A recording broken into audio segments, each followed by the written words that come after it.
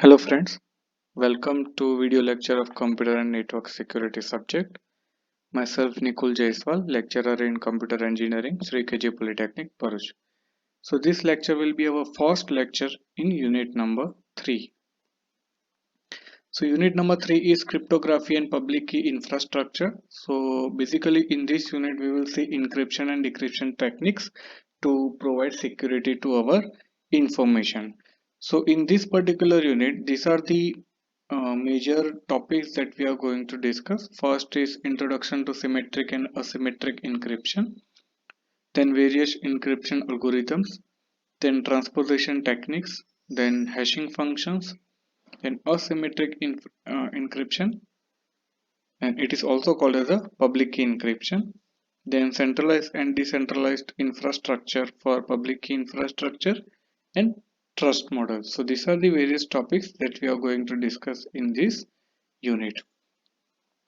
So let's start with our unit number 3, cryptography and public key infrastructure.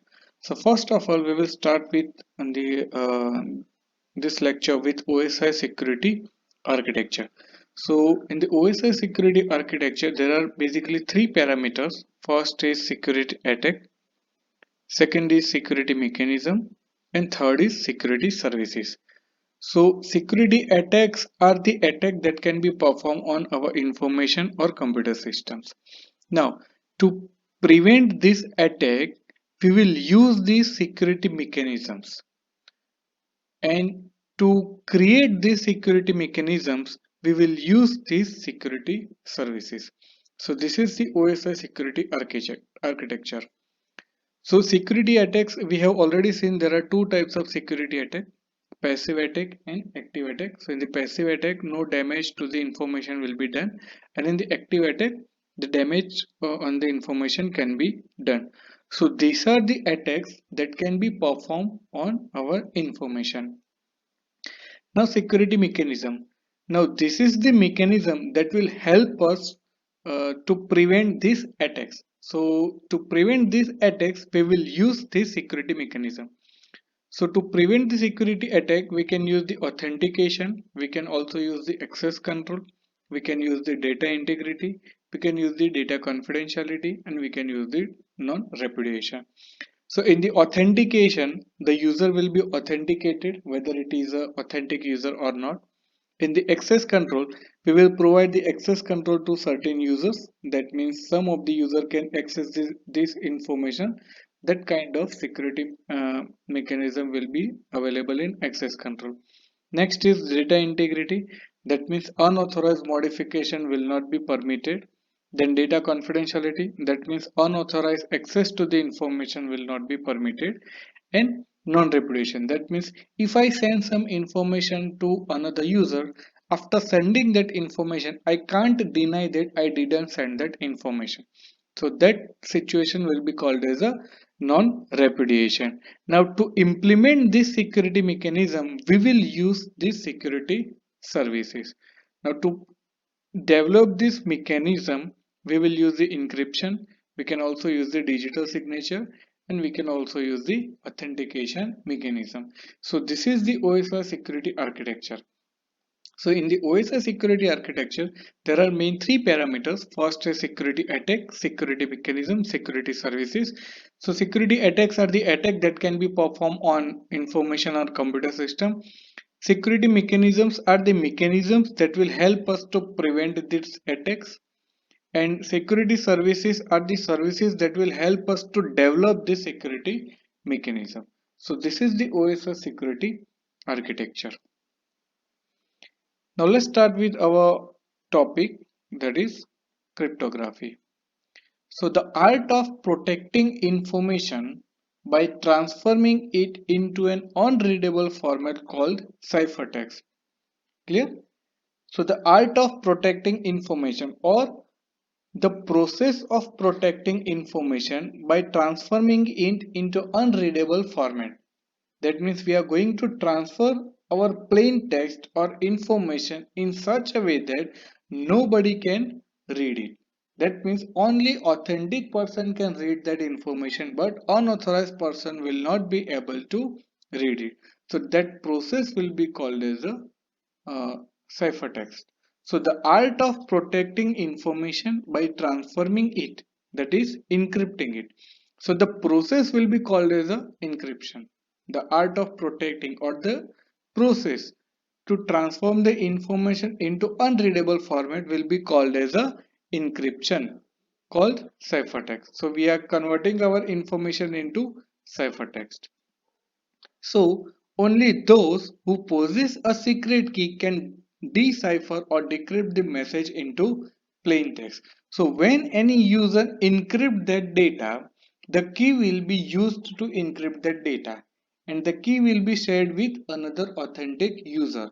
So whoever has the key to decrypt that data will be able to read the plain text. So in the cryptography, what we are going to do is we are transforming our information such a way that no unauthorized user can access that information. Now, the process of transforming that information will be called as a encryption. So when we convert our information into unreadable format, that will be called as a encryption, and we convert the unreadable information into a readable information will be called as a decryption. Now in both encryption and decryption, that there will be a key that will help us to provide the to process the encryption and decryption, and that key will be shared by authentic user. So whoever has the authentic secret key, that will uh, decrypt the message into plain text. So authorized user will have a secret key that will help them to convert the decrypted message into a plain text. So this is the cryptography. So this is the model of network security. So you can see here. mm, so this is the sender and this is the receiver. Now here is the message. Clear? Now we are not going to send the plain text message through the internet or through the network. So what we are going to do is, first of all, before sending the message, we will transform we will provide the security related transformation. That means we are going to convert this message into a secure message. So before sending the message, what we are going to do is we are converting our message into a secure message. So to convert the message into secure message, we use the cryptography, or we can say we use the encryption and decryption methods. So security related transformation will be here, and secret information, that means the key. So when we use any encryption algorithm, we will have one key. So we can say that by encrypting the data, we can say that we are locking the data. And when we lock some data, we will have some key to open that lock. So the key will be here. So by using the key, we are converting our message into a secure message.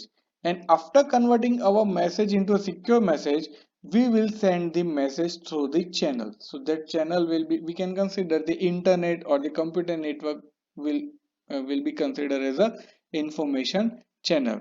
So what the sender will do, first of all, it will take message, it will convert this message into a secure message by help of secret information.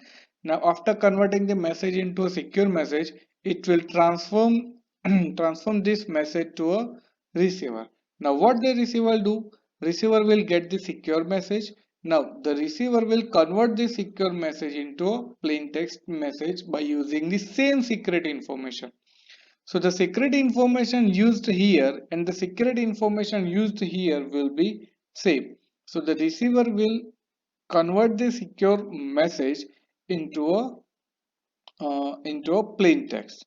So this is how the model of network security works. And this is the trusted third party. So this is the third party which will help us to do the uh, encryption and decryption process. So speak like a crypto geek. So we will see some definitions of the cryptographic system. So first is plain text. So what will be a plain text? A message in its natural format will be considered as a plain text. So whatever the message that we are going to transfer will be called as a plain text. So message in its natural format readable by a attacker will be called as a plain text. Then ciphertext, message altered to unreadable format. That means we will convert our readable format message into a unreadable format message. So that unreadable format will be called as a ciphertext. So message altered to be unreadable by anyone except the intended recipient will be called as a ciphertext. So who can read this message? Intended recipient. So attacker can will not be able to read that message, but the receiver, message receiver will able to decipher it and will be able to read this message. Next is key, that is sequence or the secret information that control the operation and behavior of cryptographic algorithm. That will be called as a key. Let's suppose, as per example, we have one algorithm that is called as a shift cipher. So shift cipher will help us to encrypt our plain text message. So in the shift cipher, we can use the several keys. That means we can use the key as a 3, we can use as a key as a 4. So that 3 and 4 number will help us to provide the encryption and decryption. So that will be called as a key. Then key space, the total number of possible value of keys in a cryptographic algorithm. That means, as per example, let's suppose we are using a shift cipher. So the keys in the shift cipher will be 1 to 26. So the key space will be 26. So total 26 keys are possible in shift cipher. So we can say that the total number of possible keys will be called as a key space. Then initialization vector. So whenever we use any encryption algorithm and we convert the plain text into a ciphertext with same key, then it will generate some patterns. Clear? And by understanding that pattern or by studying that pattern, the attacker can identify that which type of algorithm is used and which will be the possible key. So this is how, after analysis, the attacker can actually identify the plain text. So to eliminate that patterns, we use the initialize vectors. So we use some random values in the ciphertext so that no patterns are created during encryption. So initialization vector will be random values used with ciphers to ensure no patterns are created during encryption. And crypto system, so the combination of algorithm key and key management function used to perform cryptographic operation will be called as a crypto system. So combination of all these parameters of like algorithms and keys management functions will be called as a crypto system. So why we need a cryptography? So cryptography can be used on data that people or organization want to keep private or accessible to only certain users. So when we want some information to be keep private or secret, in that case we use the cryptography. So in the cryptography we perform the encryption and decryption. So we perform the encryption on plain text, then it will be converted into a ciphertext. We perform the decryption on ciphertext, then it will convert into a plain text. So cryptography used to hide information from unauthorized users. Encryption is a process of converting plain text, which is readable text, into ciphertext, which is unreadable text or encrypted text that we have discussed. And decryption is the process of converting ciphertext back to a plain text. So this is how it will look like without the encryption. Let's suppose Alice and Bob are the authentic user of the system. So now let's suppose Alice want to send message M to Bob. So Alice sending the message M to Bob, and Eve is the attacker and it try to intercept between the Alice and Bob. So you can easily identify the message or easily get the message M. So if we don't use the encryption, then all the private information or confidential information can be accessed to the attacker. So this is the message M. Alice sending the message to Bob, and Eve is uh, trying to intercept between the Alice and Bob, and it is identifying the message M. So the confidential information is available to attacker. So Eve is an attacker and he is able to get the message that has been transforming from Alice to Bob. So this is the situation if we do not use the encryption. So with encryption, so this is the situation arise when we use the encryption. Now what the Alice will do, it will not send the message M. Clear? It will send the message C. Now how we can get the C? So Alice will perform the encryption. So here E is for the encryption. It will perform the encryption on message M by using key. Clear? So when we perform the encryption operation on message M with the help of key, it will generate the C. Now Alice will send this C to Bob. Now if Eve intercept between the Alice and Bob, then Eve will get the message C. Now Eve will not be able to convert the C into M because Eve do not know which type of algorithm is used as an encryption and which key is used to perform the encryption. Clear? So the clear message will not be available to Eve. This is why we use the encryption. Now what the Bob will do? Bob will get the C. Now Bob need to process the C to message. So what it will perform? It will perform the decryption on ciphertext with the key to get the M. So when Bob perform the decryption on ciphertext with the help of key, then it will get the M. So here key at the both side Alice and Bob, the key will be same. So the key will help us to provide the encryption and decryption. So this is how the encryption process will be done. Clear? Now model of conventional crypto system. So this is the basic model of convection crypto system. So this is the operation will be done by the sender and receiver. So this is the sender and this is the receiver. So this is the message source. So before sending the message into a network or the internet, what we will do is we will do the encryption of the message. Clear? So when we want to send some message, we will use any encryption algorithm. We will encrypt this message. So X is the message. We will convert the X into Y. So what is the Y? So Y is the encryption of X with the help of K. So we will use the K to encrypt the data X and we will get the Y. And we will send this Y to a destination or to a receiver with the help of internet or local area network. Clear? Now the receiver will receive the Y. Now cryptanalyst is the person that will analyze the cryptographic system. So if we identify this Y message, now to convert this Y into a X, it will need the K.